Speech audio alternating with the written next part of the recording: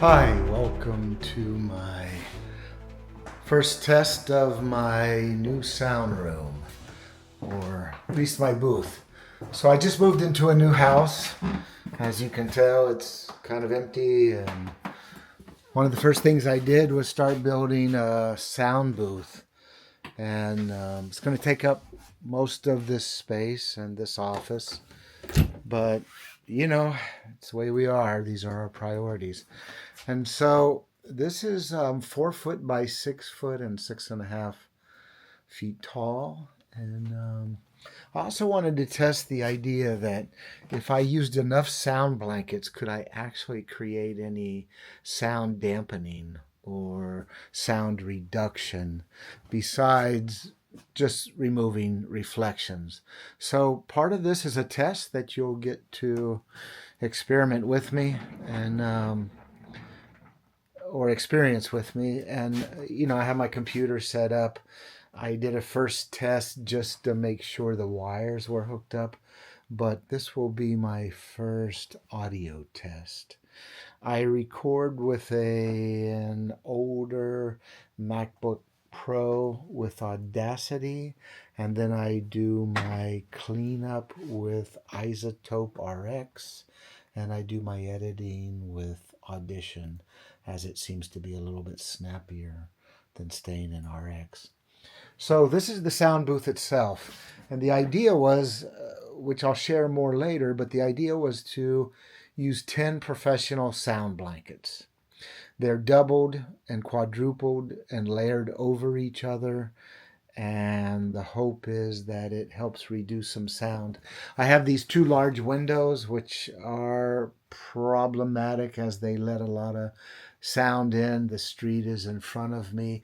It's a quiet street, but there is still traffic, and of course on the weekends and when I can record, there's going to be leaf blowers and lawn mowers, and on the outside, or you see there's a hint of another window there, and that's where the air conditioner is.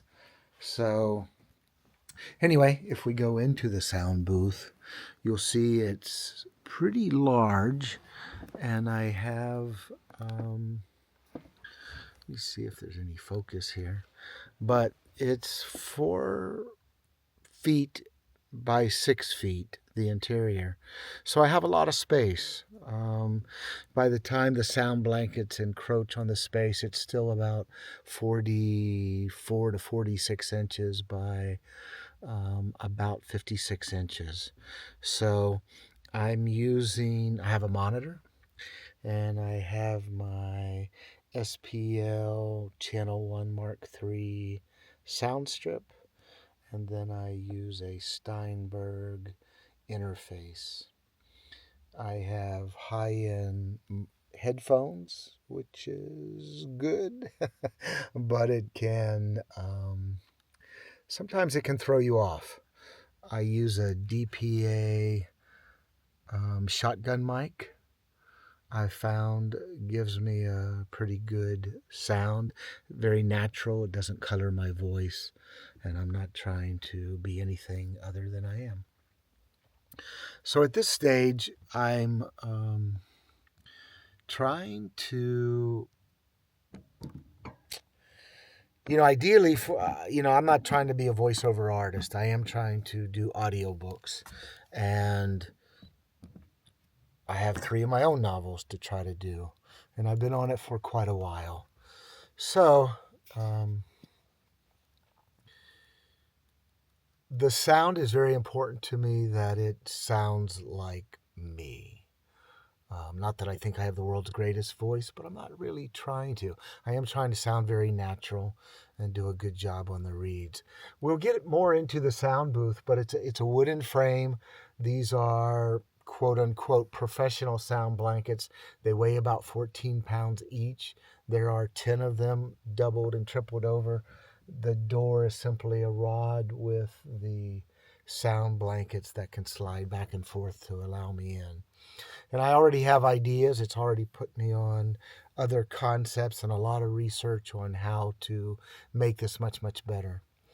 I used a SPL sound meter, and the difference in the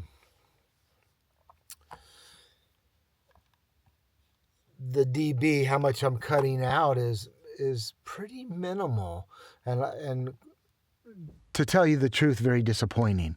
I thought it would actually cut out more. So this is also as you're trying to make decisions, if you're only trying to cut out reflections, you can certainly do it. As you can tell, this is very dry. And that's great. That's just what we want. But as far as cutting down the sound of the outside room, which the bedroom itself records at about -40, or 40, sorry.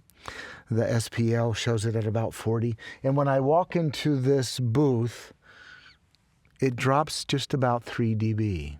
So not a lot. But no reflection, very dry. There's plenty of room for me to move. And I've been doing a lot of research, and I have ideas on creating a legitimate sound booth that is much lighter, much thinner, nearly as effective as studio bricks or a whisper room, and yet a fraction of the price, a fraction of the weight, a fraction of the setup time. And I'll get into that later. And also I'll share the plans for this room, which again, I'm less than 6 feet tall. So this is plenty of room for me to move. And the last booth I had was a basement closet that was modified, had a foundation wall, but I was forced to sit as the ceiling was so low. I felt very claustrophobic. This is wide and big and long and plenty of room. I found 2 wire shelves. They're actually the wire shelving that goes over a toilet. And the reason I ended up choosing them was because the depth is only about 10 inches. They're wide enough to hold my equipment, 24 inches, but the depth is only 10 inches. So not pushing me out or taking a lot of room. I have a wire shelf here that's holding the mic. The toilet bowl roll holds my headphones perfectly. And I could adjust the shelves so the interface is below me, the channel strip where I can manipulate, though you want to get it right and never have to touch it again. I have lights, should I need them, on switches. I certainly don't have to drill anything, as you can just run wires in between the sound blankets.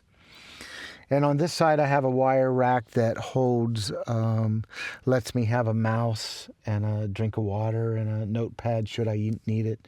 But it lets me use a wireless mouse and my computer so that the fans and anything else that might make noise is outside the room.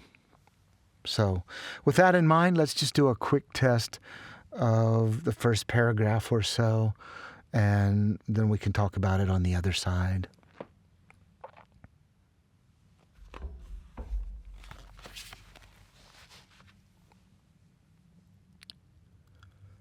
The star was massive, 20 times the size of our sun, and burned fuel 1,000 times faster. Destined for a short life, 1 billion years of nuclear synthesis increased its weight until the force of its gravity caused it to collapse on itself. The resulting supernova shockwave rippled through the galaxy, sending particles as fine as dust and pieces larger than any of the known planets, hurtling across the vast cosmic voids of space.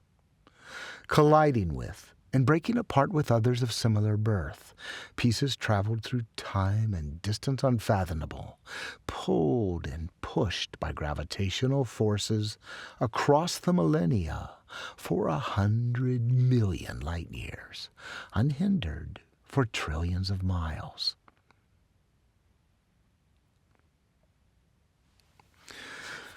So So that's my first actual recording, so I can test and make sure what my noise levels are.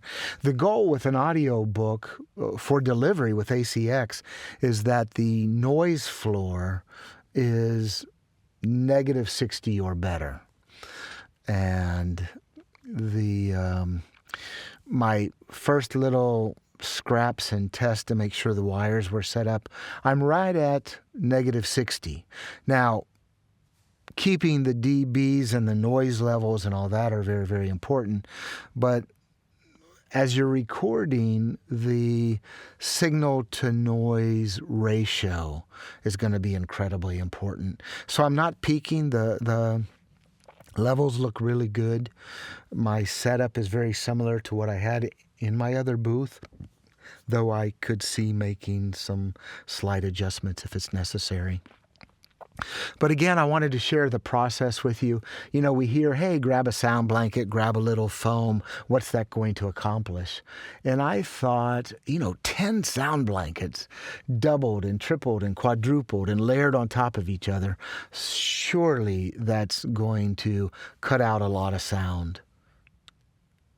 And it doesn't. So we'll talk about the reasons why and maybe some other solutions. But for now, these are raw reads. I don't edit. I'm letting you hear the good and the bad in my reads. The story that I'm reading is Super Ninja, and a sci-fi thriller comic book origin story. Definitely nothing like what you're expecting. But right now, we also want to concentrate on, I can hear planes and I can hear traffic, and you probably can too. I'm not going to cut any of that out, and you'll get to hear those become issues. And especially when I have the headphones on, I can really hear that stuff, and it throws you off. If I had a TV on the other side of the house, or the air conditioner kicked in, I'm very likely to hear that. And so I want to solve those problems, and hopefully we can solve them together.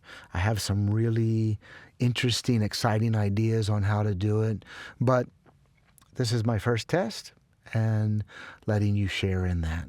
So thanks for listening in, and we'll talk really soon, and I'll put up another video, and I'll share the plans and let you copy them, improve them, fix them, make them better.